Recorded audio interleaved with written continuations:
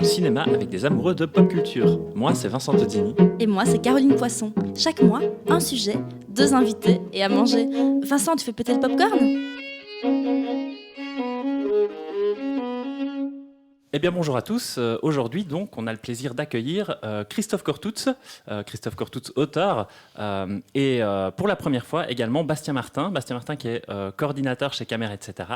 Et si on a le plaisir de vous recevoir aujourd'hui, c'est pour parler d'un sujet qui nous titillait depuis un moment, Caroline et moi, puisqu'on va parler du réalisateur Don Bluth. Mais c'est qui exactement ? Alors, vous allez être vraiment très très déçus parce que Don Bluth, je n'ai pas vraiment réussi à faire de vilains résumés sur lui. Tout ce que j'ai trouvé comme jeu de mots, ça rime avec Bablut. Don Bluth, Bablut. Donc je vais vous épargner ça. Et mais pour le peu que Don Bluth se prononce Don Bluth et pas Don Bluth. Je n'arrive toujours pas à le prononcer correctement. Donc le seul mot qui m'est venu en tête, c'est Bablut. Et je me suis dit que ça allait être mauvais, donc non. Eh bien, en tout cas, Bablut n'a rien à voir avec la personne, puisque Don Bluth, c'est autre chose. Et on va demander à nos invités, c'est qui, c'est quoi, qu'est-ce qu'il fait exactement, ce monsieur bonhomme-là ? C'est un réalisateur de longs métrages et de courts métrages et de jeux vidéo, de dessins animés, en fait. Je le résumerai comme ça, moi. Ok. C'est bien ça. Je n'ai rien à ajouter. Ok. Tout est dit. Mais alors justement, quel est votre film préféré de ce monsieur Bablut ? Non, Bastien, vas-y. Non, merci. Voilà. Ah, c'est très très dur. Je dirais Le Secret de Nîmes, quand même, son premier. Ah oui, pas mal. Moi, je m'arrêterai sur Anastasia. J'ai vu des dizaines de fois avec mes enfants qui l'adoraient aussi. Mais oui, je m'arrêterai sur Anastasia. Et toi, Vincent ? Et alors, moi, c'est difficile parce qu'il y a beaucoup de ces films, évidemment, Non, pour lesquels j'ai un rapport quand même assez nostalgique, mais l'air de rien, je peux juste en dire deux. Deux à équidistance. T'arrives vraiment pas à choisir. C'est très facile. Parce que moi, j'en avais 5 et puis j'en ai barré 2 et puis j'ai dû mettre en ordre. J'ai carrément des notes et tout. Hein. Mais alors, C'est très fort court, tu peux en dire 2. Alors maintenant, ils sont tous courts de toute façon. Ils sont tous courts, les films de Don Bluth, mais en même temps, un des deux, c'est le plus long qu'il ait fait, c'est Titan AE. Je crois que c'est le plus long. Et l'air de rien, l'autre, en fait, c'est le premier. C'est Brisby et Le Secret de Nîmes, mais je sais pas pourquoi. C'est vraiment les deux sur lesquels j'ai la meilleure accroche, en fait. Si t'en as 2, j'en dis 5. Non, il a fallu que je choisisse. Alors, en top 1, j'ai quand même mis Fievel. Ouais. J'ai quand même mis Fievel parce que je pense que c'est en fait la chanson de Fievel, faut jamais dire. C'est vraiment la chanson de ma vie, c'est mon mantra quand je suis un peu déprimée. Je me mets ce petit clip sur Internet et ça me motive beaucoup. Vous avez des vies formidables, les amis. Je trouve, c'est magnifique. Tu ne te mets jamais une petite chanson d'Anastasia pour te motiver le matin ? Si, dans le froid de décembre, au moment où magnifique. Tu vois, où on change les heures, où il fait froid quand tu pars bosser. Est-ce qu'on peut changer de thématique et faire un podcast sur la musique ? On peut commencer à chanter. On tue les Romanov. C'est vrai que finalement, quand on y réfléchit, c'est quand même un des rares qui a continué à conserver énormément de musique dans ces longs métrages. Tout au long. Alors que chez Disney, on a peu à peu essayé d'écrémer, ou en tous les cas d'avoir une autre approche par rapport à la musique, même s'ils ont continué à en mettre. Lui, il est resté dans une approche assez classique par rapport à tout ça, tout au long de sa carrière. Alors c'est intéressant parce que là on vient d'évoquer Disney, on a évoqué certains de nos films préférés, notamment son tout premier qui est Brisby et le Secret de Nîmes, mais justement, Brisby et le Secret de Nîmes, sans Disney, si l'air de rien, il ne se créait pas, parce qu'en fait, Don Bluth, c'est quelqu'un qui vient en fait des studios Disney, puisqu'il y a été animateur, n'est-ce pas ? Il était animateur pendant 20 ans avant de faire son premier court-métrage et 25 ans avant de faire son premier long, qui est donc Brisby. Il a commencé sur, si je ne dis pas de bêtises, sur Cendrillon. En Cendrillon, déjà. 58, je crois. Donc, et c'est en voyant Blanche-Neige qu'il a voulu faire des dessins animés. C'est ça, oui. Oui, tout à fait. Ouais. Je crois même s'il n'était pas intervalliste sur La Belle au Bois dormant ou un truc comme ça. C'est fort possible. Ouais. Mais en tout cas, il a travaillé sur beaucoup de courts-métrages. Et d'ailleurs, ses premiers courts-métrages sont produits par Disney.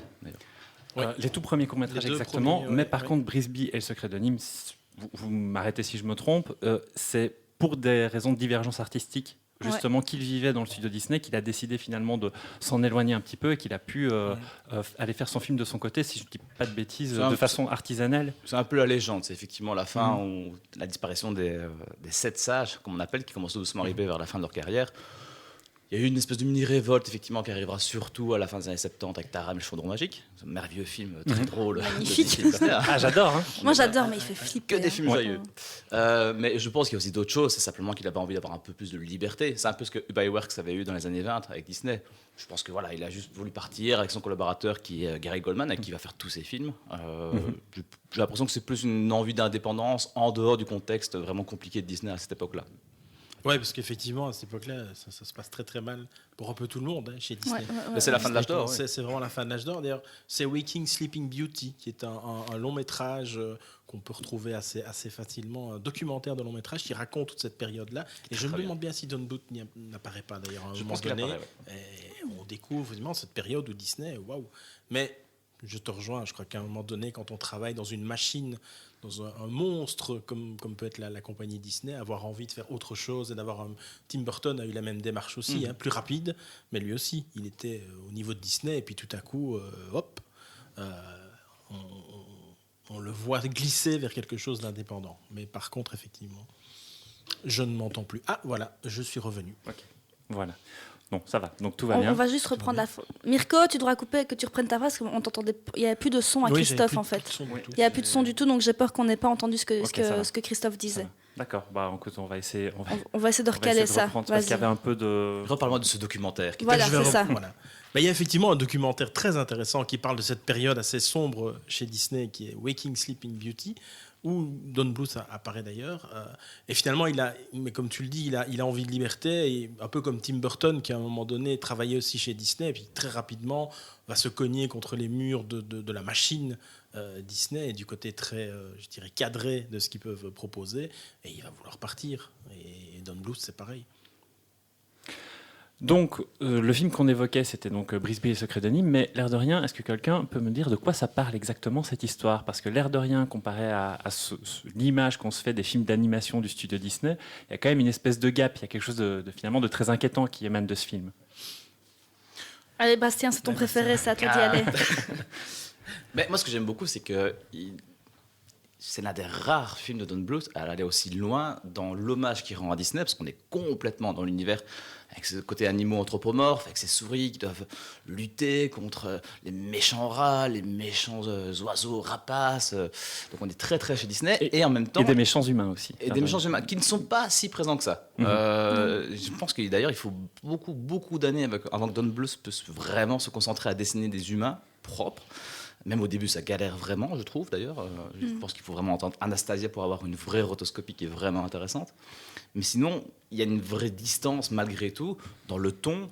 Pour moi, c'est plus un choix esthétique, plutôt alors en termes de lumière et en termes de ce côté ce cachet un peu particulier qui donne à l'image. Oui, avec ce côté un peu flou par endroits, un peu limite à l'aquarelle. Il y a une vraie distance par rapport aux dessins animés classiques qu'on peut voir à l'époque chez Disney ou chez d'autres. Mais niveau thématique, c'est aussi très osé à l'époque, parce que...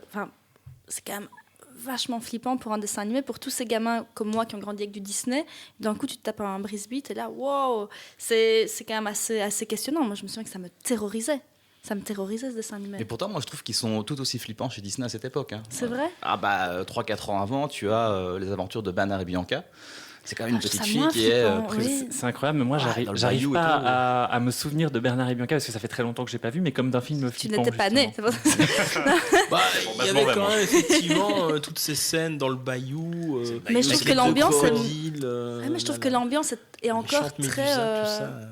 Je sais pas, je trouve que dans Bernard et Bianca, dans tous les Disney, il y a, à part Taram évidemment, ça ne me fait pas flipper, que Brisby, l'ambiance entière, j'avais envie de me recroqueviller, ça me fascinait beaucoup plus finalement que les Disney en fait, parce que justement je trouvais qu'il y avait un côté très beaucoup plus magique bizarrement que dans Disney, parce qu'il y avait ce côté presque plus réel de la nature humaine, ou souris. C'est clairement ça, et ça se joue surtout au niveau du son en fait.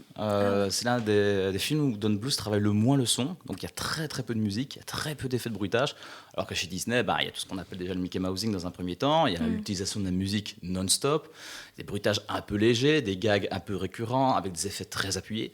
Pas du tout. Chez Brisby, le secret de Nîmes, c'est très terre à terre. S'il y a du vent, on l'entend à peine et on entend très bien le tracteur, mais c'est tout. Il y a un côté brut de décoffrage. Donc on ne s'y attend pas. Et je pense que c'est justement comme on est conditionné par l'univers de Disney quand on est enfant, quand on regarde les films en VHS. Pour les plus anciens. Je les regarde encore. Vincent, t'as connu la VHS? Arrête un peu, oui, évidemment. Mon Dieu. C'est un peu du truc noir carré, tu verras. Oui, mais est-ce que tu as connu les ciné-clubs avec les bobines 16 mm? Alors ça, non. Moi non plus. Oui, il fallait changer de bobine. Non, mais ça, c'est de notre âge, Christophe. C'est l'ancien. On sait comment il a découvert les films de Don Bluth, donc c'était comme ça. Non, peut-être pas quand même. Incroyable. Non, je dirai après comment j'ai découvert Don Bluth. Ah oui, ce serait intéressant. C'est hors long métrage en tous les cas. Mais je pense qu'il y a un vrai travail sur le son qui est assez particulier. Et d'ailleurs, c'est quelque chose qui ne reproduira plus par la suite, avec un côté qui sera un peu plus light, entre guillemets. On parle de Fievel, qui est celui qui suit juste après. Il y a l'apparition de musique, justement, dans Fievel, C'est de chant pour raconter Il y a l'histoire. l'apparition de musique, il y a l'apparition de chant, et surtout, ce qu'il ne faut vraiment pas négliger, c'est que Fievel, le producteur s'appelle Steven Spielberg. Ouais, ça, on allait y venir. Je pense aussi, à nouveau, je m'attarde un tout petit peu sur Brisby. Quand on parle du côté inquiétant, j'ai l'impression que le truc qui revient régulièrement, c'est une scène en particulier. C'est la scène du hibou. Ah ouais, En quelle fait, horreur. la scène du hibou qui l'air de rien, est, pour le coup, est vraiment ultra flippante. Il est super flippant, ce Oui. hibou. Ouais. C'est C'est affreux. ça. Bon, Et à nouveau, pour moi, c'est une question de lumière. Hein. C'est un peu comme Oui. si tu compares dans les années 50 à Hollywood les comédies et les films noirs. C'est-à-dire que dans les films noirs, il y a c'est ça. une lumière qui est très très basse, et donc tout devient avec une dimension beaucoup plus glauque. Alors que dans les comédies, c'est la règle de base en termes de lumière, tout doit être visible et clair. Et chez Disney, c'est ça. Les dessins sont Mais très c'est ça, très c'est ça, clairs, tu- tu as une image qui est très très propre, très très visible. C'est ça, tu dis que Bernard et Bianca, à l'époque, fait flipper aussi. Pas comme ça, tu vois, c'est quand même hyper clean dans Bernard et Bianca. Sauf les scènes de Bayou. Alors franchement, j'y reviens. Je vous conseille vraiment c'est d'aller vrai que revoir ça les fait scènes de longtemps que j'ai Bayou. pas vu. Ouais. C'est pas triste du tout. Hein. Ouais. Ok. Et donc, tu évoquais son film suivant, direct, Fievel et le Nouveau Monde. Là, pour le coup, ils ont été repérés, si je ne dis pas de bêtises, Par Spielberg. donc par Spielberg, grâce au... Je Et dirais Lucas pas au aussi, succès, hein. je dirais George pas- Lucas parce qu'il n'y a pas aussi. vraiment eu de succès pour Brisby et le secret de Nîmes, mais C'était même Ouais. limite un échec. Hein, mais Brisby. c'était même limite un échec, voilà.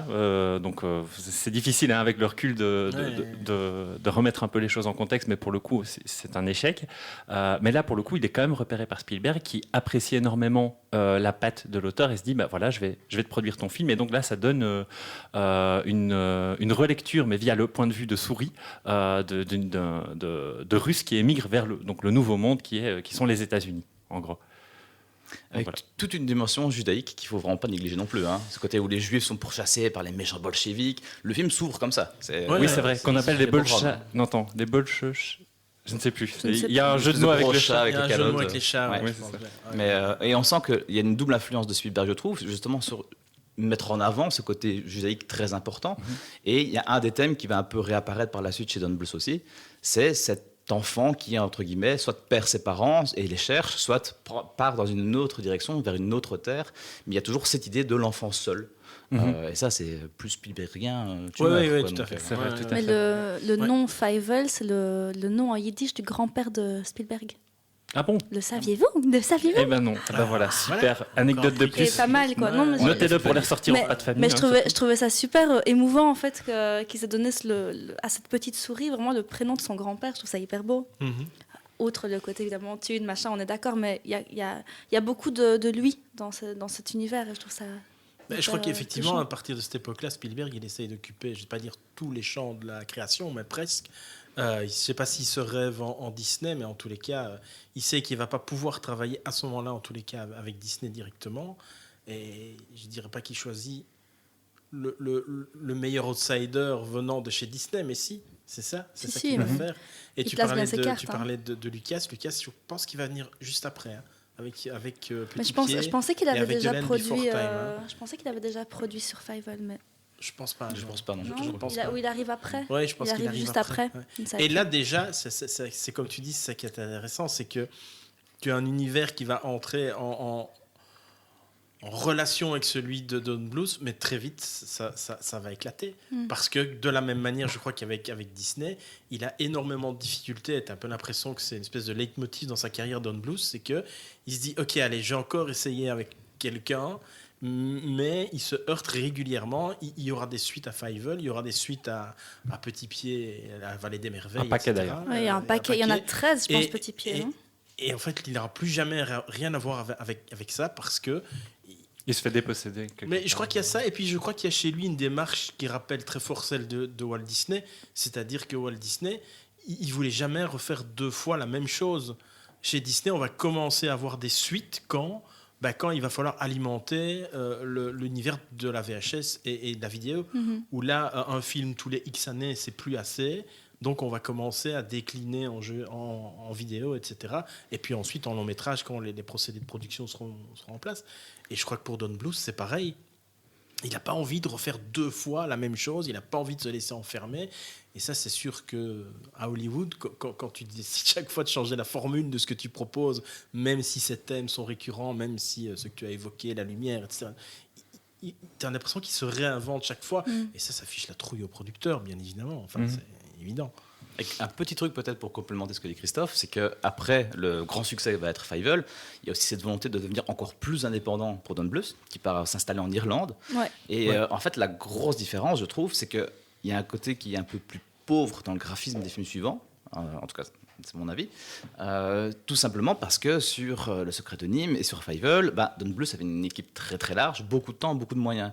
Et à partir du moment où il va devenir vraiment indépendant avec son studio qu'il a fondé, Gary Oldman, il va décider de micromanager. Et donc, il va travailler sur tous les aspects. Et donc, forcément, pour rejoindre ce que dit Christophe, quand on passe 3-4 ans à faire les mêmes dessins, à faire les intervalles, à faire la colorisation, à faire l'ancrage, à faire les machins, les bidules, on a juste marre, en fait. Et donc, il faut effectivement aller vers un autre film. Et je pense que c'est pour ça qu'il prend beaucoup de temps entre deux films et qu'il ne part jamais dans la même direction avec le film suivant.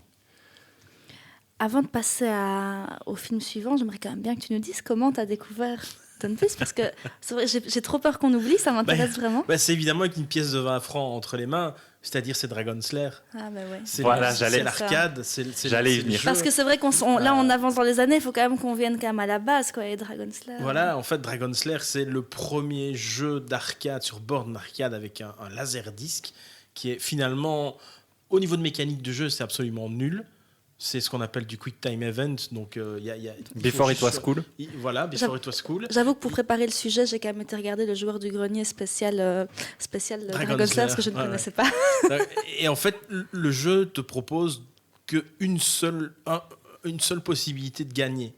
Et alors, ce qui est extraordinaire, c'est que j'en ai mis des pièces de 20 francs. Et je crois que j'ai dû réussir 2 fois à faire l'entièreté du jeu. Et si tu fais tout le jeu sans te planter, il dure à peine entre 11 et 15 minutes. Aujourd'hui, on vendrait un jeu qui ne dure que 15 minutes. Les joueurs, ils mettent le feu à la boîte de production. C'est la révolution. Enfin, aujourd'hui, si un jeu ne dure pas 30 heures, on dit qu'il est trop court, etc.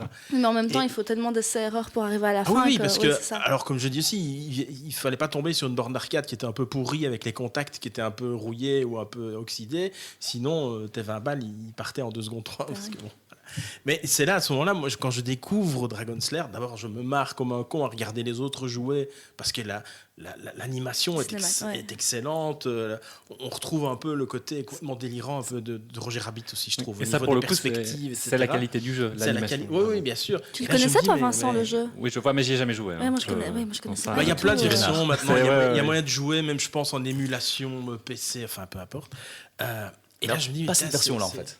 Pas du tout la version arcade. La toute première version arcade. Non, il y a eu des versions portage sur console qui ont été faites par après. Ouais. Mais en général, c'est encore un petit peu en 2D. C'est tout aussi dégueulasse, c'est tout aussi injouable. Ouais. Mais il y a même pas le même charme qu'il peut y avoir sur la version arcade. Mais je me demande quand même s'il n'y a pas. Je chercherai, je t'enverrai le lien. Je pense qu'il y a moyen de manière vraiment, légale, évidemment. De manière tout à fait légale, oui, bien sûr, tout à fait légale, de jouer aux versions originales.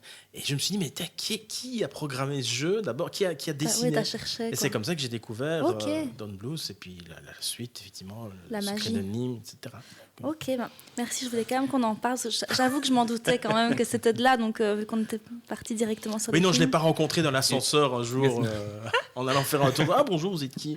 Bablut. Don Bablut. Ah, donc c'est vous. Et avoue que Don Babut, J'aime beaucoup ce que vous faites. C'est quand même pas mal. Hein. C'est hyper bon. Non, mais c'est pas moi les Babut. Donc, bon, bref. Dragon Slayer, Ouais. là pour le coup, c'est une petite incartade dans le jeu vidéo qui va pas durer très longtemps.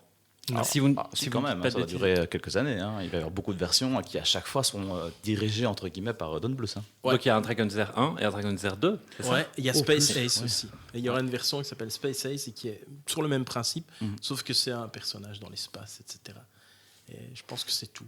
Je crois. Mais il a travaillé sur beaucoup de versions différentes. Ah, mais je savais à pas chaque du fois qu'il y a eu des tout, vraiment. remasters, etc. Il était quand même toujours derrière, directeur artistique du projet. Je crois qu'il y a même eu des versions Blu-ray et HDVD où tu pouvais jouer avec la télécommande de la télé ou du lecteur de dur. DVD, Je parce veux que ça. finalement le principe est tellement basique Ouais. que ça peut s'adapter grosso modo à tout. Dingue. Donc, après cette petite incursion donc, dans le jeu vidéo, il revient quand même à un moment à la réalisation de films. On a évoqué Fievel, on a aussi rapidement évoqué Petit Pied, qui sont deux productions donc Amblin. Je crois que les deux sont Amblin, hein, même si on parle de Spielberg à chaque fois. Ouais, mais- Amblin et Amblin Lucasfilm pour Petit Pied. Ouais. Voilà. J'ai encore un petit, le saviez-vous, pour Le Petit Dinosaure et la Vallée des Merveilles. Il est quand même là 5 ans avant Jurassic Park. Spielberg a mis toutes ces billes aussi pour préparer tous ces gamins qui avaient l'âge pour regarder Petit Pied, 5 ans après, avaient l'âge pour Jurassic Park. De ce que j'ai lu, je ne sais plus dans quel xème bouquin que j'ai lu là-dessus. C'est vrai Il y a qu'on vraiment est un côté, on est à 5 ans. on a 5 ans de Jurassic Park. Il a vraiment apparemment réfléchi à ça à l'avance pour vraiment que les gosses soient au taquet dinosaures. Bon, ça a très bien fonctionné. Qu'ils soient prêts pour la sortie de Jurassic Park, quoi. Il y a vraiment un côté très très marketing là derrière, quoi. On n'avait pas encore les jouets. Ce type est un génie du mal. J'adore. Je suis un peu Dawson, mais sur le coup, je suis très fan de Spielberg.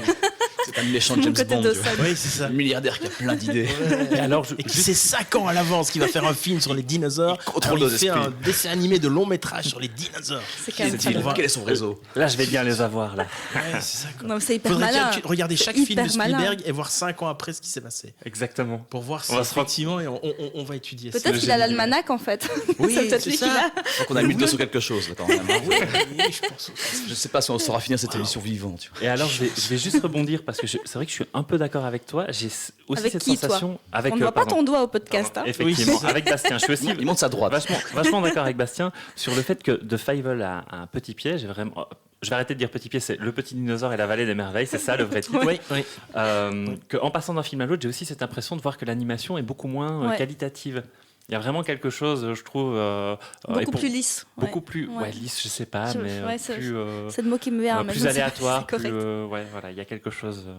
Mais voilà, je ne sais pas si vous avez encore des choses à dire sur Petit Pied, parce que juste après, non, ok. Je Non, vois si ce que n'est non. qu'il y a aussi, je crois, une vingtaine de minutes qui sont tombées sur le sol de la salle de montage à cause, encore une fois, de tensions entre Bluth et Spielberg. Ah ouais, Ok, non, ça à je savais pas nouveau. du tout. Ouais, ouais, Encore il y a- un, il y a- le saviez-vous Ouais, le saviez-vous, il y a une vingtaine de minutes. Ah, je de- savais pas ça. ouais, ouais. Dingue. Alors, je ne sais pas si l'animation a été terminée, puisqu'on sait que dans le processus de création d'un long métrage de dessin animé, Bastien le dira certainement mieux que moi, il expliquera mieux que moi, on ne va pas toujours jusqu'au bout de toutes les séquences, on ne fait pas toutes les animations, et parfois ça tombe déjà au moment du storyboarding, mais là il y a effectivement une vingtaine de minutes au moins du scénario qui n'ont pas été finalisées ou qui Ok. sont tombées parce que Il dure combien de temps pression, tension. Je crois que sur les films de Don Bluth, on est généralement dans une table de 1h20. 1h10, 1h20. Ouais, un Ouais, truc Ouais, ça. à peu près On comme est, ça. on Ouais. est sur quelque C'est chose comme rarement ça. plus long. Je pense qu'il continue pendant toute sa carrière à penser ses films, peut-être pas sur le dernier, mais à penser vraiment ses films comme des films pour enfants, peut-être même parfois de très jeunes enfants, et donc de quand même ne pas proposer des films de 2 heures sur lesquels... Ah, je serai un peu plus nuancé. Hein Je suis pas sûr qu'il pense totalement au public enfant. Je crois qu'il y a un côté un peu adolescent dans certains films. Enfin, si tu regardes Anastasia par exemple, Bien sûr. pour moi c'est vraiment adolescent. Hein. Mais même adulte, ah hein, ouais, je veux dire, Même adulte, bien sûr. ça, Mais je pense ne qu'il y a- suis pas sûr qu'un enfant de 5, 6, 7 ans va comprendre toutes les références, va bien comprendre comment les personnages sont Ouais, il y caractérisés. a plusieurs niveaux de lecture. Ouais, bien il y sûr. a quand même des choses que. Voilà. Mais je pense que la durée est plutôt limitée à un problème de budget, tout simplement. Mhm, ok. Puisqu'on est quand même dans l'animation traditionnelle, il faut faire 12 dessins pour avoir 1 seconde d'animation. Donc, ouais, c'est plus facile de faire 1h15 que d'en faire 3h15. Ouais, effectivement. Donc, juste après Le Petit Dinosaure et la Vallée des Merveilles, on arrive sur... Ah, je vois... Je vais vois pleurer, ça y est, ça commence. qui me fait des grands yeux. On arrive sur Charlie, où tous Oh les... là là. c'est quoi Tous la les version chiens vont au québécoise? paradis. Tous les chiens vont au paradis, c'est ça. Ouais. C'est pour le titre québécois. Ouais. Des choses à dire C'est dur, sur Charlie. c'est Déjà, dur. ça parle de quoi exactement? C'est quoi l'histoire? Ça parle d'un chien qui meurt et puis qui revient sur Qui meurt dans les Terre. 10 premières minutes. Il meurt dans les 10 Il premières meurt minutes. tout de suite. Ah, c'est- tout de suite, c'est terrible. Bourré, un meurtre, c'est génial. Ouais, c'est ça. Tu vois, Un meurtre, rapport mais aux enfants, tout Mais qu'on ça. voit pas, Ouais. qu'on voit de façon très light, hein, l'air de rien. Oh, je sais Ouais, pas. mais On voit hein, pas de cadavre de chien. Oui, mais... On Ah voit pas si, de- oui, non, pas cadavre, plutôt ange. Ouais, Pas vraiment c'est de ça. cadavre, mais c'est quand même l'histoire la plus cruelle de tous les films de Don Bluth. Pour moi, c'est déjà le personnage que tu as envie de détester, en même temps tu l'adores. Enfin, c'est un chien qui est un petit peu roublard comme ça et qui va revenir, mais qui va se servir d'une pauvre gamine comme ça pour arriver à ses fins. Et finalement, on va pas Qui est trop vous capable de parler spoiler, aux mais animaux. qui est capable de parler aux animaux. Cette petite fille est trop merveilleuse. C'est quand même c'est le dernier en version originale, c'est le dernier doublage de Judith Barcy. Hein. Elle est créditée post-mortem parce qu'elle Oui, s'est c'est fait ça. assassiner Tout à par son fait. père. Donc, voilà. Donc, Ouais, encore un truc super joyeux. Que saviez-vous, mais là un peu Ouais, plus ouais, dark. hein, je suis c'est- très que saviez-vous Ok. aujourd'hui. C'est très Mais ce film n'a pas vraiment fonctionné. Il est sorti en même temps que La Petite Sirène. Donc évidemment, à part égale, Disney a gagné avec La Petite Sirène. Mais il a eu beaucoup de succès en VHS par la suite, par contre.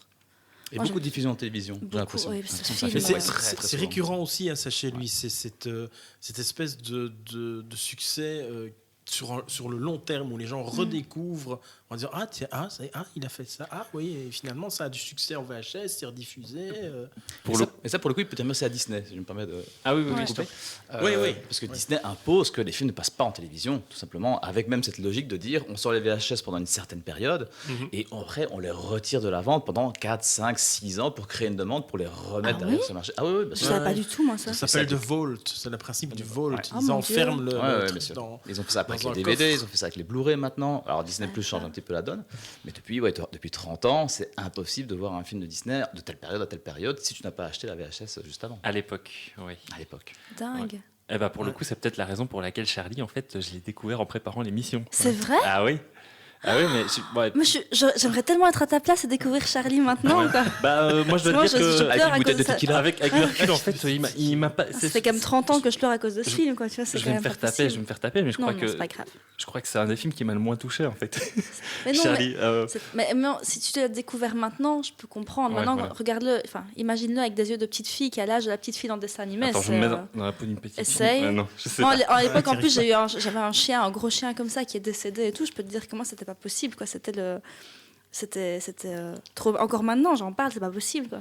J'ai été revoir toutes les chansons et tout. J'ai revu tous les dessins animés. Mon pauvre mari m'a retrouvée avec des mouchoirs dans tous les coins. Non, c'est pas possible. C'est un des pires. C'est encore pire pour moi que Brisby. Ah oui. Ah ouais, Ok. ouais. Pour moi, c'est encore pire que Brisby. Et alors, pour le coup, si Charlie, dans votre cas, j'ai l'impression, pour tout le monde autour de la table, vous a plutôt touché. Pour le coup, moi, s'il y en a un qui me fait vraiment marrer, c'est celui qui suit. Magnifique. C'est Rocorico. Et en fait, il me fait marrer, mais je sais pas si c'est pour les bonnes raisons. C'est parce que je peux pas m'empêcher de voir la gueule d'Eddie Mitchell quand je regarde Rocorico. Parce que oui, Rocorico, en fait, ça parle d'un coq, mais qui finalement est très anecdotique dans la narration, puisque c'est pas lui qu'on suit, qui s'appelle Chantecler et qui disparaît à un moment. Et t'as des autres animaux de la ferme qui partent à sa recherche. Et voilà, ce Chantecler, ce coq, c'est un chanteur inné qui est interprété par Eddie Mitchell. Magnifique Eddie Mitchell. hein. Voilà. Pour la VF. Pour la VF, évidemment. Le saviez-vous? Mais le saviez-vous? Disney a voulu faire un Chantecler en dessin animé dans les années 60 et le projet a été arrêté. Oui, tout à fait. Ouais, Ça fait partie des différents projets qui ont été abandonnés chez Disney. Ouais. Et un saviez-vous beaucoup plus personnel, mais moi j'avais j'ai toujours d'ailleurs le CD de la bande originale de Rocorico. C'est un des CD que j'ai le plus usé sur mon petit lecteur de disque, de CD. Et je connais toutes les chansons par cœur. Quoi. Il y a même une chanson qui c'est J'ai toujours mes lacets des fesses. C'est un chien qui a toujours ça. Mais donc voilà, toutes les chansons sont quand même merveilleuses dans Rocorico. Moi, je dois vous avouer qu'en préparant cette émission, comme toi, tu as dit, je ne me rappelais plus du tout C'est que ce film existait. Mais Et alors qu'est-ce que là, tu en as pensé? C'était quand même joyeusement foutraque, d'abord. Exactement. Mais comme toi, je me suis dit, ouh là là, ça part un petit peu, ouh là là, et ça part sur la gauche, hop, c'est reparti sur la droite. Et comme disait Bastien aussi, tu te poses la question au niveau budget, au niveau est-ce qu'il y a un capitaine à la barre du bateau? Enfin, je sais pas. Je suis resté à la fois en dehors et en dedans, je sais pas. Tu dois le revoir. Oui, à pour mon savoir avis, si tu j'essaie as de le aimé. revoir parce que c'est un objet. Quoi. Mais Est-ce que- C'est on fascinant. imagine plus ou moins ce qu'il a envie de faire, mais est-ce qu'il n'a pas les moyens de ses ambitions? Je sais pas. Mais après, moi, je trouve qu'il est assez symptomatique de l'univers de. T'as aimé, de toi? Bruce. Non. Non, mais c'est pas grave, hein, tu Non, peux non, ne pas alors, je aimer. plaisante. Genre, je le trouve moins pire que d'autres. Déjà, ça, c'est sûr et certain. C'est vrai, on a fait notre top, notre Ouais, on n'a notre pas encore préféré, mais on n'a parlé pas de- encore dit on n'a celui pas qu'on parlé. aimait le Ouais, moins. Exactement. Ah, là, ça va être plus long. Là, on Ouais. prend 2 ou 3. Là. Mais non, mais en fait, je sais pas si vous avez remarqué, mais je trouve qu'en termes narratifs, pour le coup, il prend complètement l'inverse de Disney. C'est-à-dire que le méchant, est-ce qu'il est vraiment un méchant? Est-ce qu'il est vraiment utile? Il n'est pas utile, mais il est méchant. Il est méchant, mais il est complètement anecdotique. C'est très rare, en fait, un vrai méchant chez Don Bluth. C'est quasiment inexistant, en fait.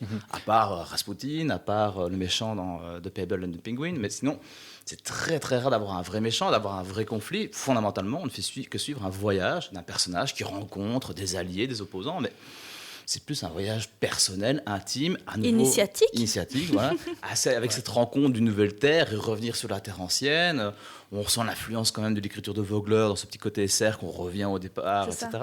Voyage Mais du héros, quoi. Voilà, mais Ouais. fondamentalement, on est très loin de Disney en termes d'écriture, de rigueur. C'est comme dit Christophe, ça va à gauche, ça va à droite, ça va un peu au centre, 2 pas en arrière, 3 pas en avant. Enfin, Au final, tu se cherche, as un quoi. truc qui se tient à peu près.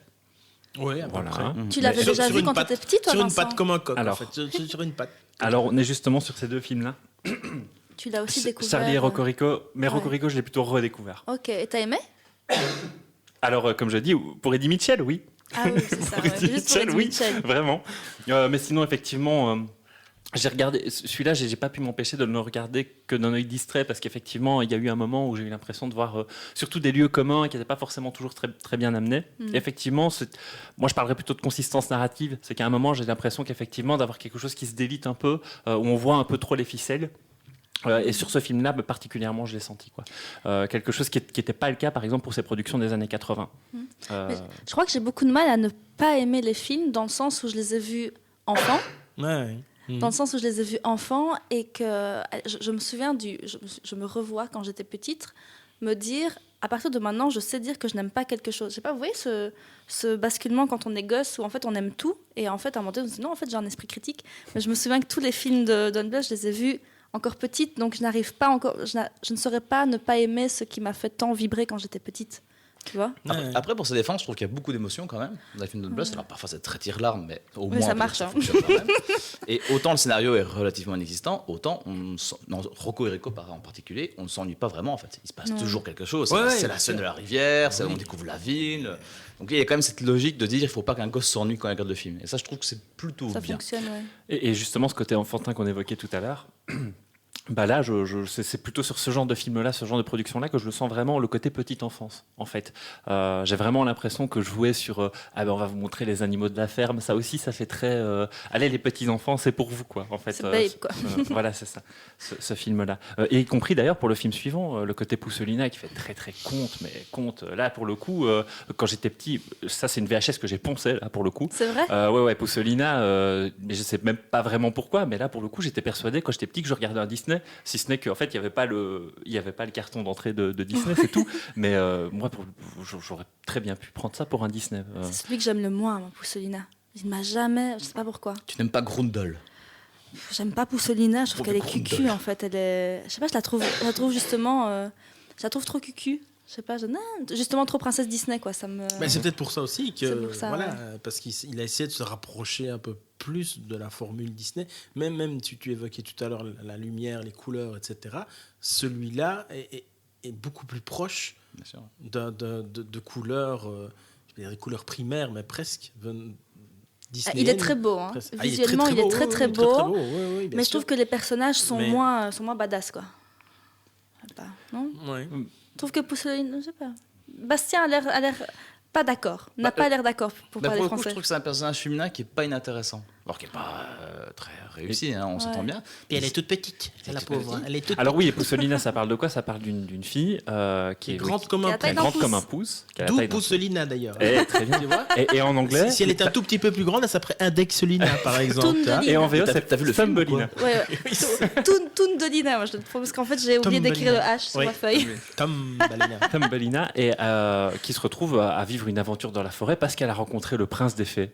Ouais. Elle en est tombée amoureuse, mais avant qu'elle ne puisse le revoir le lendemain soir, elle se fait enlever par des grenouilles et là elle se retrouve dans la forêt à rechercher son prince. Enfin, vraiment, il y a une histoire de pur conte là derrière.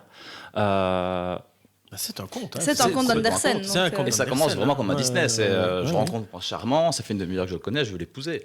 Exactement. Mais là où je- Là, pour le coup, c'est très Cendrillon, je trouve. Complètement. Ouais. Mais là où je trouve Bah, que c'est tu oublies relativement de préciser intéressant. qu'il a des ailes et qu'il a un magnifique juste au corps. Et, Ce qui sont quand même C'est un- deux éléments. C'est un très joli personnage. et un, mais- et un très gros Particulièrement bourdon. attirant. Je tiens quand même à le dire aussi, un très gros bourdon. Oui, Et il a un gros bourdon. bourdon qui l'accompagne. Voilà, ça, c'est partout. très Oui, important à vrai. préciser. Ouais.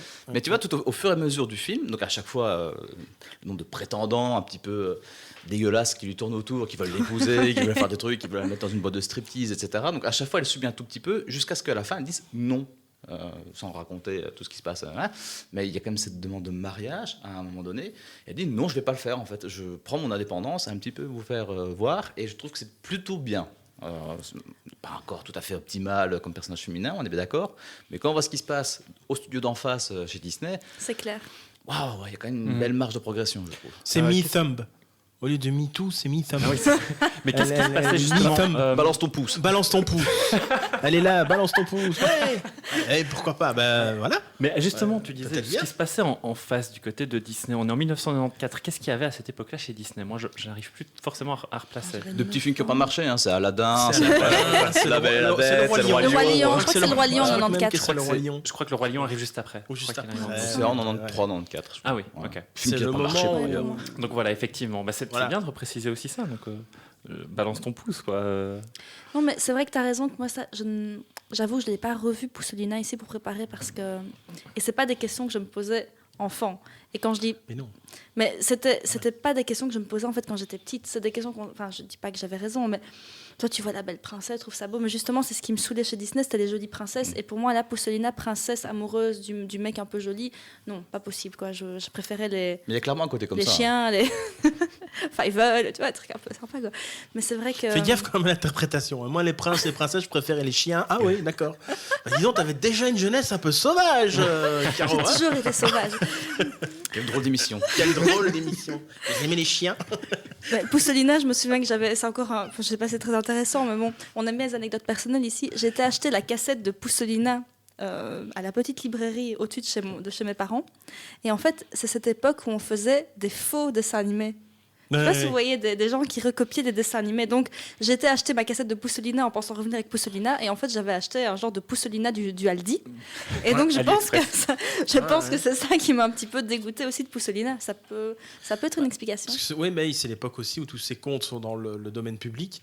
Et donc, toutes les petites maisons d'animation Refondent font et des ils refont versions. tout comme Le Roi si. Léo. Oui, c'est ça. Tu vois. Poussolina. Mais le Roi Léo, il y avait quand même. Enfin, on en reparlera dans une autre émission, mais il y a aussi eu cette série de dessins animés Oui, bien sûr. qui ça était s'inspire. incroyable. Oui, Ça, tout à c'est fait. encore différent. Mais Mais des déclinaisons un peu pourries. avec les vieilles cassettes, je sais même plus, c'était genre Pucelina, mais sans O. Je sais plus vraiment un truc. Vraiment, ça. Orteilina. Ou un Mais- Dexina, je crois que tu y as quelque chose. On pourrait. Mais je l'ai Alexis, toujours, Alexis. je l'ai toujours chez ma maman, donc je pourrais aller voir. On peut faire 18 avec Christophe si vous voulez. Ouais, c'est ça. Mais non, parce que Passons au Bah, suivant, faut passons au faire suivant. deux Je l'aime parties, faut faire deux tellement. Le suivant, c'est Alors, encore un le suivant, le suivant, c'est la même année. Oui. Le lutin magique. Oui. En version québécoise, un troll à Central Park. En fait- C'est bien de donner Oui. la version québécoise parce que comme ça on C'est a la vraie magnifique. traduction du C'est titre magnifique. original. Ouais.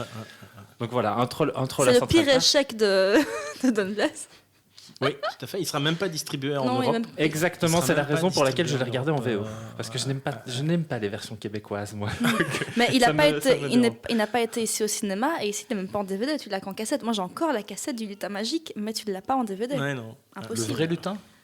J'ai toujours le lutin à la maison. Non, il ressemble pas. Le lutteur magique.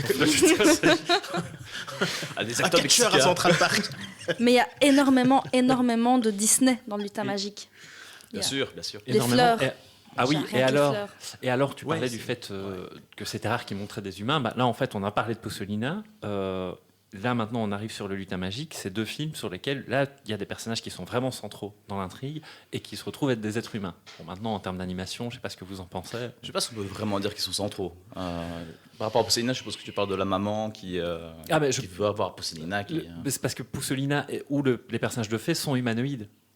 Et pour Oui, le coup, dans ce ça sens-là, oui. ressemble, Mais ça ressemble à des êtres on humains. n'est pas encore sur des vrais êtres humains purs et durs, rotoscopés, Oui. comme ce qu'a pu faire Disney. Disons que c'est le trait d'union. Voilà, c'est le chaînon manquant. C'est chez nous manquant. Mais effectivement, il y a ce côté comme ça. Il y a énormément de références à Alice À au Pays des Disney. Merveilles. Alice au Pays des Merveilles, à en Blanche-Neige particulier. aussi. Ouais. Beaucoup. Hein. Sachant que, dans mes souvenirs, Don Bluth a travaillé justement sur Alice au Pays des Merveilles. Et tu reconnais les fleurs, tu connais les mêmes mouvements de cascade d'eau. Enfin, voilà, il y a énormément de références, effectivement. Mais la méchante aussi du lutin magique, elle a aussi un côté maléfique dans son attitude, dans son cauchemar. Un peu plus dégueulasse, mais. Un côté il y a maléfique quand même, et un côté gobelin qui est dans Terra Chaudon Magique, je Ouais, trouve. c'est ça. Ce côté plat de verrues, les dos crochus. Alors, c'est des lieux communs, mais l'esthétique est très très proche de ce que fait Disney à ce moment-là. Encore une fois, je n'arrive pas à ne pas aimer le lutin magique, parce que quand j'étais petite, c'était un de mes dessins animés préférés, vraiment. Alors que c'est vrai que maintenant, je pense qu'il est un peu mal vieilli, mais ça reste une. Ouais. Nostalgie. Oui, Mais Christophe n'est pas emballé par le Ouh là lutin, là, non. J'essaie de le revoir. Il n'est pas très lutin. J'ai tenu 10 minutes et puis. Non. Ouais. Non, je trouve que. Et même, si, Il est l'animation tellement est chouette, mais il y a quelque chose qui. Non, je ne suis pas entré dedans du tout. Même d'un point de vue technique, même s'il y a des belles animations, etc., il m'a l'air passé. Enfin, je sais pas. Il a un côté délavé. Oui, c'est ça, je le trouve délavé, très terne, voilà. en fait. terne. C'est- Voilà, c'est le mot que je cherchais bien. C'est ça. Et alors moi j'ai aussi même l'impression que d'un point de vue narratif, il expédie beaucoup de choses aussi. Ça ressemble un peu à. On s'en fout un peu de tout. Hein. Ce qui compte, c'est le mec, il a un pouce vert et il fait Exactement. Et visiter tu le le reste. connaissais Ouais, quand voilà. t'étais petit, celui-là, Vincent? Non, pas du tout. Non, pas non Alors plus. là, non. Tu connaissais Non, pas. non, ouais. non. En fait, il y en a quand même la moitié des films que j'ai un peu Ah ouais. découvert ou redécouvert avec Ouais, ce sujet. moi, il y en a 2 que j'avais jamais vus, donc ça va. Ça va. Ah oui, ça va. Ah bah bravo. Ouais, juste 2 que je n'avais jamais vus, que j'ai découvert. même. Mais ce qui est intéressant, c'est que c'est le premier film où il utilise plus ce qu'on appelle la xérographie. Ce qui Alors, évite d'avoir ce côté un peu dégueulasse dans l'animation. Vous expliquer Ouais, ce que c'est, explique-nous. la Ah. Ah. Vous avez senti que c'était forcé. Alors justement, j'en profite pour te le dire. C'est le petit moment technique. Alors, tout le monde connaît Xerox, j'imagine, Ouais. l'inventeur d'imprimante. Et bien, il faut savoir que c'était fort utilisé dans l'animation à partir du moment des années 60, plus ou moins. Et qui a lancé ça? Les 100 Dalmatiens. Et en gros, si vous voulez, donc quand vous faites de l'animation, en général, ce que les animateurs faisaient, c'est qu'ils dessinaient toute l'animation sur papier. Ça passait au département ancrage et c'était des petites mains qui devaient recommencer sur cello à ce moment-là. Les traits des personnages, ça prenait un temps de dingue, ça prenait une énergie folle et donc on pouvait être forcément que limité dans ce qu'on pouvait donner comme qualité et comme rendu en termes d'animation. Grâce à la xérographie, en gros, on va juste mettre les dessins dans une imprimante et on va les imprimer directement sur celluloïd. Donc, en dehors du fait que ça a foutu des centaines de personnes au chômage, parce que dans tous les départements d'ancrage, on dit C'est important de le dire. voilà, au lieu de faire 4 secondes d'animation par jour, on pouvait faire jusqu'à 16-17 secondes d'animation en termes de c'est photocopie. dingue. Donc, ça a quand même vachement changé. Mais le gros problème qu'on avait aussi, c'est que si les traits n'étaient pas suffisamment marqués au niveau de l'encre noire, ça n'apparaissait pas sur le celluloïd. Et donc, c'est pour ça qu'on parlait de ce côté un peu sale, un peu limité techniquement des premiers films de Don Bluth à partir de la vallée des poupées, ou de la vallée des merveilles. J'arrive, petit pied. Voilà. Ouais. Ouais, le dinosaure, petit dinosaure. voilà. Si vous faites attention, il y a très régulièrement des plans comme ça où on se rend compte que les traits des personnages sont très très marqués. Quoi. C'est très très noir, c'est très épais et ça sort complètement le personnage du décor. Et donc ça donne un cachet qui est juste dégueulasse que Disney refusait catégoriquement d'ailleurs. Il était complètement contre parce que pour Disney, on ne devait pas sentir que c'était un personnage qui était calqué sur un décor. L'animation, on ne doit pas sentir que c'est un dessin animé, c'est un film. Don Bluth s'en foutait un tout petit peu. Il a gagné en niveau économie en disant c'est bon, on met tout dans l'appareil pour faire des photocopies. Donc ça restait indépendant. Hein, Et, ça, voilà. Et donc, il y a un côté un peu sale, en fait, dans le trait des personnages jusqu'à Posselina. Et à partir du 3 à Central Park, ils n'utilisent plus cette technique-là. Et on commence à arriver alors vers le numérique et l'image 3D. Je ne sais pas si c'est pour un mieux, mais voilà. On arrive à Yubi. Alors là, je vais te laisser la main. Pour Yubi? Oui. Alors, je n'avais jamais entendu même parler de Yubi. Je signe la carte du club, parce que moi non plus. Mais oui, mais qui connaissait Yubi? Eh ben, franchement, Yubi. alors on se tourne vers toi, Bastien, parce que là, il faut que tu nous guides pour Yubi, vraiment. Je ne connais pas Yubi. Ah, Je ne Je connaissais l'ai- pas non plus. Je ne mais- sais pas qui est cet homme, quel est son réseau. Mais c'est fou, ce truc. Pourquoi tu n'as jamais entendu parler de ce dessin animé? Je pense que simplement, il n'est pas sorti en Europe. C'est ça. erreur de ma part. À nouveau, Mais ouais, c'est ça. probablement. c'est pour ça qu'il y a un grand gap quand même. dans l'air le de cadre rien, Don on Bluth. est dans une période de creux, là. Hein. À part Poussolina, le lutin magique Yubi, il n'a plus réussi à infuser l'Europe à partir de là. Le lutin magique, je sais qu'il y a aussi beaucoup de gens qui ne le connaissent pas, donc je fais un peu mon petit Moi, je ne connaissais pas non sondage plus. derrière, Je vous tu avoue, vois. j'ai découvert en regardant. Donc ça que, ouais, Yubi, vraiment... Mais bon, on peut passer sur Yubi si tu veux. Et, on va peut-être passer Yubi, parce que justement, tout à l'heure, on a Désolé évoqué... pour nos on a- nombreux désolé. auditeurs qui adorent Ce Yubi. qui est intéressant, malgré tout, on ne le connaissait pas, mais il est aussi visionnaire, parce qu'après, il va y avoir plein de films avec des Mais des pingouins tas, qui des vont tas. marcher. C'est ça. C'est Tout ça à fait. aussi.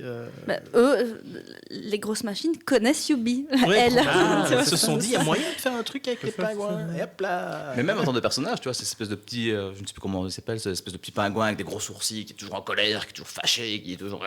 Oui, je vois. Ça aussi, Comment cette ça s'appelle espèce encore de personnage secondaire, un peu relief comique comme ça, qui va arriver dans les prochaines Oui, c'est ça, films hein. d'animation, l'âge de glace, ce genre de Mhm, choses. mhm. Donc effectivement, il y a un côté précurseur. Mais quoi. attention, c'est Ouais. Yubi le petit pingouin, mais c'est un manchot, c'est pas un pingouin parce qu'on est en Antarctique. Donc Ouais, il faut être précis. Merci pour Il faut cette être Il y a quand même un précision. petit souci, là. Cette précision biologique est bien Scientifico-centré. Et- Voilà, exactement. On rigole pas. Mais qu'est-ce qu'il fout à la documentation quoi.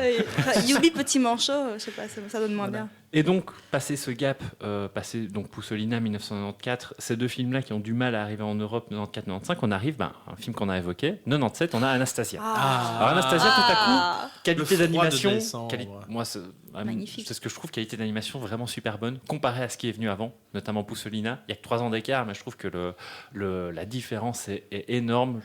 Tu acquiesces, donc je suppose que tu es d'accord avec moi. On dirait que c'est pas le même complètement. on dirait que c'est pas les mêmes gens, quoi.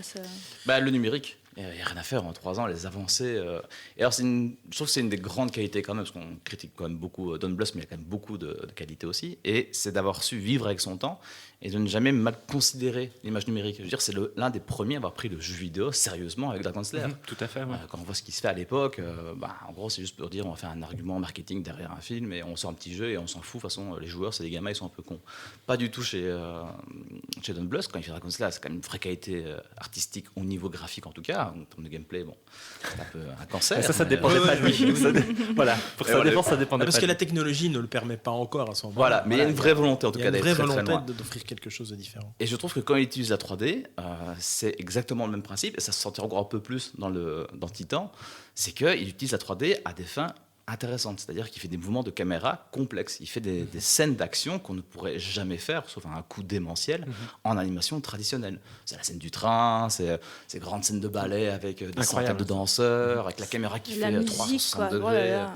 Enfin, voilà, il y a une vraie envie d'aller chercher l'innovation technologique en disant qu'est-ce que ça peut rajouter à la qualité du film. Et c'est toujours c'est un peu mal vieilli forcément, mais moi je trouve ça super intéressant. Enfin, je ne sais pas ce que tu en penses. Mal vieilli en termes d'animation. En fait, un petit peu quand même. Moi, il faut avoir un truc, c'est que j'adore les comédies musicales classiques. Les grandes comédies musicales américaines classiques, Chantons sous la pluie, etc. Je peux le regarder 20 fois, j'adore. Je me réjouis du West Side Story de Spielberg, j'adore West Side Story, etc. Donc là, ce que je trouvais, c'était effectivement ça. C'est que c'est en même temps une animation bluffante, et c'est vrai qu'elle a un peu vieilli, certainement, mais il n'empêche. Et alors, je trouvais le mélange chanson, personnage. Les personnages sont hyper touchants. Tout se met parfaitement en place. Maintenant, je crois que la différence aussi avec les deux précédents, c'est qu'à nouveau, il a un gros studio derrière lui. Il a la Fox derrière qui décide de se relancer dans le business de l'animation parce que, effectivement, il y a eu le renouveau chez Disney et tout le monde se dit, oula, il y a peut-être encore quelque chose à faire avec l'animation en image de synthèse, entre autres, etc. Et c'est ça aussi. Certes, quand on a du talent, je crois qu'on peut aller très très loin, mais quand on a du talent dans un milieu aussi particulier d'animation et qu'on n'a pas les budgets, tu peux ramer tant que tu veux, tu vas réussir à faire quelque chose. Oui, mais ici, quand tu as la Fox qui vient derrière et qui passe à la caisse en disant allons-y, parce que le résultat, quoi. On parle de Disney, mais c'est aussi l'âge d'or pour Warner. Hein. Ouais. Des films comme Excalibur, Space Jam qui a fait un cartoon monumental juste avant. C'est vrai. Mais voilà, Warner s'est aussi positionné à ce terrain-là. Elles ont un peu bousculé quand même aussi Disney. Donc effectivement, tous les studios veulent un petit peu grignoter leur part du marché, quoi. D'autant plus que là, on est depuis maintenant un bon moment dans un état des lieux, disons, de la production à Hollywood, où même Disney n'est plus entièrement spécialisé dans le cinéma d'animation. On a encore tendance à beaucoup les associer à ça, mais depuis, ils sont aussi, eux, complètement diversifiés, ce qui fait que finalement, les cartes se retrouvent à être un peu distribuées. Disney n'est plus forcément le tenant de l'animation, et d'autres studios arrivent.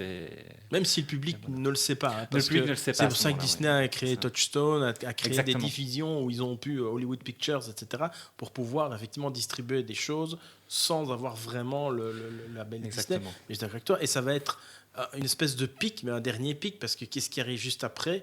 Je crois que Toy Story, c'est 95. C'est 95 ou 96, oui.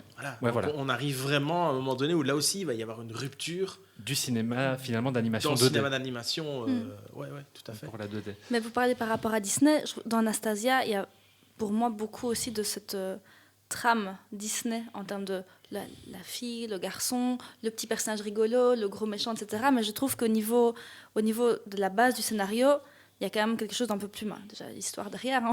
Il y a un truc un peu plus appuyé. C'est un des dessins animés favoris de ma maman depuis toujours, parce qu'on est sorti du cinéma, elle m'a expliqué l'histoire des Romanov. Il y a vraiment un côté qui parlait vraiment à toute la famille, où tout le monde pouvait... Enfin, toi, tu disais, tu l'as vu avec tes enfants quand tu étais petit. Il y a tout ce côté historique derrière, qu'il n'y avait pas toujours forcément dans les Disney, avec les histoires d'amour, etc. Tu as un côté un peu plus appuyé sur la réalité. Ouais, et je crois aussi que tu as raison. Ce qui est intéressant, c'est que la seconde lecture est une lecture adulte historique et non pas une lecture adulte clin d'œil Disney où c'est des second degré, double sens un peu sexuel ou bien double sens humour un peu scabreux. Ici, pas du tout. Le deuxième niveau de lecture, c'est effectivement celui de la Révolution russe, de la disparition d'Anastasia ou pas. C'est super rare un dessin animé. Il n'y a pas eu grand, à part Fievel. Tu vois, c'est Ouais. pour ça, je trouve qu'il est assez fort pour vraiment pouvoir, comme tu disais tout à l'heure, parler à tout le monde, mais pas juste parce qu'il y a des petites blagues que tu vas mieux comprendre parce que c'était grand, quoi. C'est vraiment... Puis Bartok. Hein. Ah ouais, Je te donnerai un coup de pied. Bah, Bartok, en parlant de ça, c'est son film suivant. Bartok le magnifique. Mais écoute, moi je l'avais jamais vu parce que pour moi c'est une suite et j'aime pas les suites en général, sauf ouais, c'est une Alien. espèce de spin-off. Mais, Ouais. Et surtout que c'est un direct to vidéo pour le coup. direct to Ouais, vidéo. ouais, donc, Complètement ouais. assumé en tant que tel. Mais Bartok, moi en plus il est sorti en 99. Je commençais à plus avoir envie de regarder Misery, quoi, en 99. Donc, ouais. J'ai un peu lâché, je pense, à ce moment-là. Anastasia, j'avais 12 ans. Bartok, j'en avais 14. C'est la limite, c'est quand je suis passée des Backstreet Boys à Korn, quoi. Tu vois, c'est un peu... Et donc, j'ai un peu lâché Bartok, quoi. Moi, c'est la chance que j'ai, c'est que là, c'est le moment où mes enfants arrivent à un Exactement, c'est âge où ils viennent, le plus jeune à 2 ans et demi, et le premier film qu'il va venir voir avec moi, c'est effectivement Toy Story. Ah oui. 2, si je ne me trompe pas. Et puis La Menace Fantôme. Donc, et je vais pouvoir aller voir pas mal. tous ces films d'animation après, je vais pouvoir aller voir avec eux. Ça, c'est amusant aussi, parce qu'alors ça permet d'avoir un deuxième regard. Et je pense que Bartok, je me demande si on l'a... Moi, je l'ai revu ici, mais je me demande si on l'a vu ensemble à l'époque. Comme c'était un direct-to-vidéo, et un peu comme toi. L'impression plus discret. Ouais, et puis les direct-to-vidéo, moi, j'avais cette image... Les Jean-Claude Van Damme. Les deux, et puis les deux chez Disney aussi, c'était souvent très Le mauvais. retour de Jafar. L'animation était en dessous. L'animation ressemble en fait aux séries qu'ils font pour la télé. Quand tu vois voilà, le retour c'est de ça. Jafar, Ouais, c'est la même graphisme que la série Aladdin qui passait à la télé. Bah, je crois que c'est les mêmes processus de production, ça, hein, c'est les mêmes très, boîtes très qui rapide. font. Et voilà, j'y entrais plutôt comme toi à reculons, et je me souviens pas de l'avoir vu en fait. Bartok, je l'ai revu ici. Voilà, C'est marrant, quoi. Ouais. Parfois, on s'interroge de savoir quelle présence a vraiment eu, encore une fois, certes il est réalisateur, Oui, c'est ça, crédité, parce que sur des mais suites est-ce que pour autant il était vraiment aux manettes, j'en sais rien. C'est dur à dire, Ça hein, aussi, ouais. Parce que quand tu vois les 13 suites de Petits Pieds, il n'est pas là. Hein. Il y a 13 quand même. Non, il est pas là. Et là, il est crédité nulle part, je crois. Hein. Non. Ouais. Je pense pas. Non. Bah ouais. Ou alors sur une idée originale de. Oui, je sais c'est pas, ça, oui. sur un Oui, personnage. probablement, ouais. ouais. Sur un Heureusement, on personnage. espère quand même, hein, parce que sinon. Et alors, voilà, tu évoquais, là, c'est important pour l'époque, toi aussi, enfin, je dis toi aussi, Bastien et Christophe, on évoquait l'apparition de Toy Story au milieu des années 90, et qui, pour le coup, là aussi, va redistribuer méchamment les cartes et un peu sonner le glas de la 2D traditionnelle au niveau des films d'animation qui se produisent à Hollywood. Et là, pour le coup, c'est assez symptomatique de ce qui se passe au niveau de la carrière de Don Bluth, parce qu'on arrive à ses derniers films. Et là, en fait, on arrive à son dernier film en 2000, Ouais. qui est Ton préféré. mon préféré. Mais Je n'avais jamais entendu parler Ah oui, de ce film. j'ai poncé cette VHS. J'avais tellement plein de trucs de ce truc. J'avais des stickers et j'avais même des décalcomanies. C'est dingue, Et je quoi. m'étais fait la décalco du tatouage du gars sur le bras. Si, moi aussi, j'avais au même endroit. Franchement, le film est. Enfin, moi, je le trouve Allez, exceptionnel. Vincent, enlève ta chemise. Montre-le là encore. Non, mais je l'ai plus. Mais bon, quoi qu'il en soit, ce film, enfin, je le trouve vraiment exceptionnel. Au niveau de l'animation, je le trouve top aussi. Et en plus, il y a des petites particularités. Je m'en souvenais pas quand j'étais plus petit, mais en fait, il joue énormément sur l'alliance entre de la 3D et de la 2D. Alors, je sais pas comment il fait ça. Je sais pas si tu peux nous éclairer sur le sujet. Bon, ça se fait en post-production. Ouais, C'est comme les effets spéciaux traditionnels, donc ils prennent le film qui existe tel quel avec l'animation qui est déjà dessinée, puis ils viennent intégrer par-dessus les CGI. quoi, on Voilà, appelle ça. c'est ça. Et alors, pour le coup, je vais vous laisser parler un petit peu après. Je vais juste un petit peu résumer Dis, ce qui se c'est ton film préféré. ce qui tu se peux passe le dans résumer Titan, quand même, Vas-y, hein. fais-toi plaisir. Ce qui se passe dans Titan AE, c'est qu'en gros, on est dans un futur assez lointain, on est en 3000 et quelques. L'être humain a complètement développé sa technologie. Pardon. A complètement développé sa technologie et a réussi à se mettre à dos une race extraterrestre qui s'appelle les Dredge.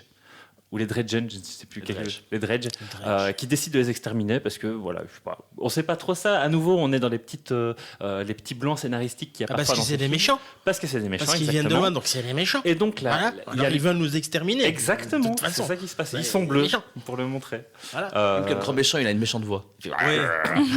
Ils parlent même pas français en plus. En plus. En plus. Et donc, voilà, le problème, c'est que pendant une quinzaine d'années, l'humanité est en dérive dans l'espace, voilà, c'est dans des colonies, etc.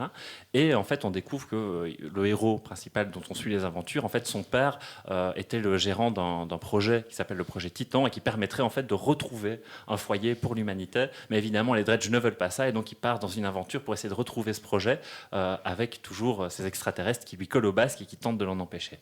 Est-ce que j'ai bien résumé ça? Complètement. Ouais. Aucune idée. Ah, tu n'as pas revu le film? Non, je ne l'ai pas trouvé, je t'avoue. Ah oui, pardon. Je l'ai pas trouvé. Il n'est pas facile à trouver. Non, je ne l'ai pas trouvé. Est-ce qu'il est sur Disney+? Je ne sais pas. Parce que normalement, il doit être tombé dans le escarcelle parce que c'est un film Fox. Oui, c'est vrai. Ah oui, c'est ça. Donc logiquement, il doit être dans le escarcelle. Tout à fait. Mais c'est vrai que j'ai moi, pas en tous les cas, cherché j'ai sur un Disney. souvenir, c'était au tout début de ma carrière de journaliste. Et c'est vrai que la Fox en Belgique avait vraiment mis le paquet au niveau de la promo, etc. Et en fait, ça s'est viandé Mais complètement. oui, de ce que j'ai lu, c'était des chèques et donc la Fox a fermé, quoi. Enfin, ils ont un peu arrêté, à fermer, ils ont pris une petite pause, quoi. Ouais. Voilà, moi, je dis toujours, accuser un film d'une fermeture de filiale, etc. Je crois que ça... Mais effectivement, ça a coûté très cher parce que oui, il mélangeait animation plus animation 3D, etc. Et je trouve effectivement c'est un chouette film. Mais encore une fois, le souci du film, c'est qu'il est en avance. C'est-à-dire qu'il va proposer de l'animation à destination, tu parlais tout à l'heure des adolescents, voire des adultes. Et pour le coup, à l'époque, même l'animation en 3D est encore considérée comme quelque chose à destination des enfants. On ne va pas au cinéma voir un film d'animation pour adultes. Les ados ne vont pas aller voir un film d'animation. Et au niveau du positionnement, même promotionnel, c'est pas évident d'aller promouvoir un film d'animation pour adolescents. Un film d'aventure, space opéra pour le coup. Mais j'allais vous poser la question, il est sorti au cinéma? Oui, tout à fait. Et il a eu le même problème que La Planète au Trésor de chez Disney. Ouais. La Planète au Trésor, c'est à peu près, enfin, c'est pas le même scénario, mais il y a aussi un mélange de 3D et de 2D. Il y a aussi cette idée d'un personnage qui est un adolescent, etc. C'est quelle année celui-là? Un peu. J'allais dire l'année avant, je crois, c'est 99-2000, et ça va être le même problème. C'est la même année que Matrix en plus. Matrix, c'est 2000. Ouais. C'est la façon finalement dont le public le réceptionne et même l'image que peut avoir le public du cinéma d'animation, quoi. Qui est de se dire ça reste pour les enfants, c'est incroyable, mais voilà. Peut-être que les cases ont un peu bougé maintenant. Je ne sais pas ce que. Par exemple, toi, j'aimerais bien avoir ton avis, Bastien, sur ce sujet-là. Moi, je trouve par endroits assez moche quand même. Mais oui, visuellement, je vous avoue, j'ai juste regardé la bande-annonce, je trouvais ça moche. Mais c'est très moche parce que la direction artistique, pour rejoindre ce que disait Christophe tout à l'heure, l'ambition de ce bon vieux Don est beaucoup trop haute par rapport à ce que la technologie peut permettre à ce moment-là. De vouloir donner ce côté un peu translucide, un peu de matière un peu difforme pour les extraterrestres, c'est génial. Mais effectivement, là, à ce moment-là, les images d'ordinateur ne sont pas du tout prêtes pour ça. Enfin, je veux dire, il va encore falloir 2 ans avant qu'on puisse avoir le film Final Fantasy, qui va être aussi un gros problème technologique et numérique. Donc là, il y a vrai des gros soucis. Il vise beaucoup trop haut, quoi. Mais ce qui n'est pas inintéressant, c'est qu'il y a un degré de lecture qui, là, pour le coup, en fait complètement un film pour adultes, selon moi. C'est que c'est complètement un film sur l'exode des Juifs, en fait. Je veux dire, oui, à nouveau, oui. J'avais pas du tout calculé ça. Si tu veux vraiment schématiser, alors je grossis un peu le trait, mais c'est vrai que les êtres humains qu'une race un peu supérieure, entre guillemets, ou du moins qui se croit supérieure, vient exterminer, et ils sont maltraités, ils travaillent dans les mines, on dit tout de leur faute, que l'univers va mal à cause d'eux. On les remet dans une file à part. Ils sont vraiment blacklistés, et ils doivent trouver un vaisseau pour pouvoir partir vers une nouvelle planète, une nouvelle terre promise. Alors, c'est complètement judaïque. C'est l'un des rares cinéastes d'animation qui assume autant sa religion. Mais sauf dans son premier court-métrage, par ailleurs. Mais alors ça, on n'a pas parlé de ces courts-métrages aussi parce que je les ai pas trouvés. J'ai pas pu les voir. Je ne sais pas si vous avez pu... moi, j'ai pu revoir le Petit Âne. J'ai pu le revoir. Il est dispo, mais dans une version un peu pourrave sur YouTube. On a vu la même. Et, on a vu la même qui a été filmée par un gars qui a dû le filmer sur Disney+, ou un truc comme ça, avec son téléphone. Et qui tremble un peu. Il tremble un peu, voilà, effectivement. Il n'y a pas de et qui est donc, là aussi, justement, l'histoire du Petit Âne qui s'avère s'avérera être ensuite, on le voit à la fin, l'âne qui accompagne Marie et Joseph jusqu'à Bethléem, puisque ça s'appelle le Small One, je crois, en VO, et en français, le petit âne de Bethléem. Comme ça, si on avait un doute, on est sûr. Là, Voilà, on est bon. Pour les deux qui suivaient pas dans le fond. Le petit âne de Bethléem qui accompagnait Joseph et Marie. Voilà. Et l'autre court-métrage, par contre, non, je ne l'ai pas vu non plus. Je n'ai pas réussi à le trouver. C'est Bingo. Bingo, le chat malicieux. Qui est Donc, très j'imagine influencé que c'est un Disney chat aussi. malicieux. Voilà, c'est une espèce d'Oliver et compagnie. Mais J'ai il vu des Ah oui, images. d'accord. Ouais. Mais il me semble que ces courts-métrages-là ont été produits là, par contre, dans Par l'escarcelle Disney. de Disney. Oui, c'est Ouais, ça, ouais, c'est sûr, ça. ouais. Ça, c'est la logique qu'ils ont un peu partout et que chez Pixar, ils ont encore maintenant. C'est-à-dire, tu fais un court-métrage et si ça marche bien, que tu sais raconter une histoire, tu pourras faire un long un peu plus tard. Ouais, Même s'il y a 20 ans de carrière derrière, tu fais quand même un court. Ok. Voilà. On arrive doucement à la fin, je pense, parce que là, on pourra encore parler. Je pense, il y a même des films qu'on n'a même pas résumés. Hein. Ah oui, Mais- parce que le temps parce passe qu'on- vite ouais. quand on s'amuse. Mais oui, mais je crois qu'on se dit que tout le monde les a vus, c'est peut-être un peu notre ça, erreur. Donc c'est ça. voilà, chers auditeurs, si vous avez envie d'en savoir plus sur les films, regardez-les. Exactement. Et alors, s'il n'y a qu'une seule chose à retenir, c'est n'oubliez pas, dans Rocorico, il y a Eddie Mitchell. Voilà. Oui, c'est ça. Ouais, ça, c'est très, très important. Très important. Très, très important. Pour moi, il y a un avant, un après. Il y a un Il y en a avant, un un après. après, Il y en a Eddie des Mitchell. films. Non, Un il avant est- et un il après est- Eddie Mitchell. Il est incroyable dans ce rôle. Hein. Il est incroyable dans ce rôle, je le trouve magnifique. Il parle pas, il fait que chanter. Bah justement, il est merveilleux. Il est merveilleux. Il chante On ne peut pas merveilleusement casser ce que j'aimais quand j'étais petite. bien. Voilà, c'est tout, c'est comme ça. Ceci dit, pour revenir sur les comme ça. voix, c'est aussi c'est quand même très rare parce qu'en dehors de Disney, en général, ce sont des comédiens professionnels qui Ouais. doublent les dessins animés, mais point barre. Là, on a quand même des stars hollywoodiennes qui viennent. Mais même pour les petits films, on parlait de. C'est vrai Youpi, qu'on n'a le pingouin manchot. pas parlé des VO, mais ouais. Mais ce sont des castings qui sont un peu fous parfois. Hein, je veux dire. Oui, dans le pingouin, ouais, c'est Martin Short qui joue Martin le Short personnage joue le personnage principal. principal. Le méchant est Euh, joué doublé par Tim Curry, quand même. Ouais, ouais. Donc il y a quand même un gros Et John casting vocal. Belushi, Jim, son frère, Jim Jim Belushi, Belushi, ouais. qui joue le sidekick, effectivement. Ouais. Ouais, ouais, Et ouais. dans Titan à eux, il y a Matt Damon, Il qui y a d'ailleurs, Matt le Damon. personnage principal lui ressemble énormément. C'est vrai, Ouais, c'est ouais. vrai. Ouais, voilà. Ouais. C'est vrai que j'ai vu ça. Mais c'est vrai que oui, ce sont des films qu'on a vus souvent fort petits. Et comme je le dis souvent, les films de quand tu étais petite, je les avais en français. Enfin, moi, il n'y a Oui. aucun de ces films dont je connais les VO. Il n'y a aucun de ces films dont je connais les voix en VO. Aucun. Sauf Eddie Mitchell. Oui, Eddie Mitchell. Mais sachant, ouais, mais moi je me dis toujours que sachant aussi que dans les années 80, en tous les cas, et une partie des années 90, la qualité du doublage français, ils avaient plus le temps évidemment qu'aujourd'hui. Ils travaillaient évidemment d'une autre manière.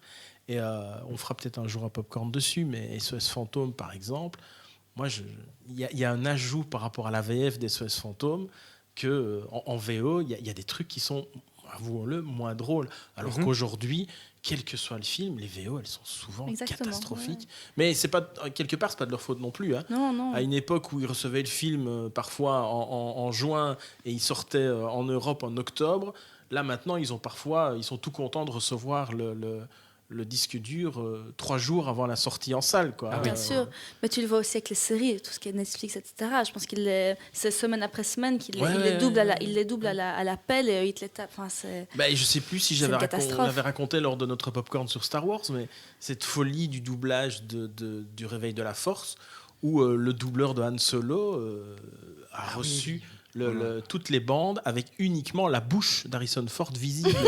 Tout le reste était flouté T'imagines, pour ne mais c'est pas qu'il y ait incroyable. de fuite. Donc Richard Darbois, qui est comme un géant du doublage, C'est ça. disait mais C'est pratique même pour le moi jeu je savais d'acteur, plus quoi. faire Ah oui, c'est quoi. Aucune expression. C'est parce que je connais Harrison Ford et que, mais en même temps, allez, c'est de la folie parce qu'ils avaient tellement peur et donc travailler dans des conditions pareilles, Non, c'est pas voilà possible. quoi. C'est. Mais bon, nous resterons sur nos nostalgiques VF alors, et c'est très très bien Ben comme oui, ça. mais bien sûr. Et sur Eddie Merci. Mitchell. Et sur Eddie sur- Mitchell, et c'est sur vrai, Eddie c'est vrai, Mitchell. pardon. Et Mais sur merci Eddie Mitchell. beaucoup. Merci à vous, comme Merci chaque à fois, vous. c'était un grand plaisir. On se revoit bientôt pour un sujet. On verra bien. Vous verrez. Vous verrez, mais on c'est pas- va vous proposer plein de sujets, vous allez voir. mystère. C'est ce sujet mystère Sur du la moment. mort. Et alors, effectivement, Je suis intarissable là-dessus. pour l'un comme pour l'autre, c'est pas la dernière fois que vous venez ici. Hein. On Nous, vous verra. on vous réinvite avec plaisir. On vous dit au revoir, on vous remercie et on vous dit au mois prochain pour le prochain sujet. Bisous, bisous. Au revoir. Au revoir. Au revoir. C'était le Popcorn Club. Merci de nous avoir écoutés. Merci à Equinox FM de nous prêter leurs super locaux. Cet épisode est à réécouter entre autres sur Apple Podcast, Google Podcast, Spotify et Radio Rectangle. Vincent, t'oublieras pas de te racheter du popcorn?